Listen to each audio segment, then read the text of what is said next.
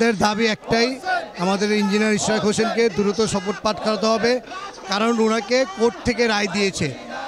রায় দেওয়ার পর গ্যাজেট প্রকাশ হয়েছে, তারপরে কেন ওনাকে এই সরকার শপথ পাঠ করাচ্ছেন না, ওনাকে ওনার দায়িত্ব বুঝিয়ে দিচ্ছেন না।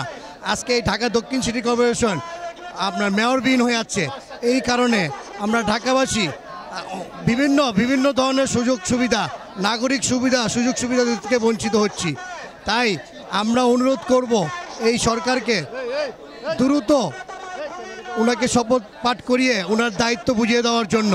ঢাকাবাসী উপকৃত হবে।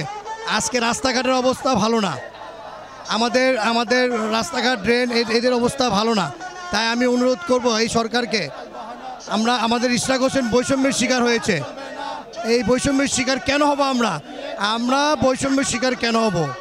আমরা এই সরকারকে অনুরোধ করছি ওনাকে দ্রুত শপথ পাঠ করিয়ে দায়িত্ব বুঝিয়ে দেওয়ার জন্য। যে আদালত যে রায় দিয়েছে সেই রায়টাকে এই সরকার সম্মান প্রদর্শন করবে এবং ইঞ্জিনিয়ার ইশরাক হোসেনকে ঢাকার মেয়র হিসাবে, দক্ষিণের মেয়র হিসাবে শপথ গ্রহণ করাবে এবং নগরবাসীর নাগরিক সেবাগুলো প্রদান করবে এ আশা ব্যক্ত করছি। অন্যথায় যদি বিলম্ব করে যে কোনো কঠিন সিদ্ধান্ত নিতে আমরা প্রস্তুত ঢাকাবাসী।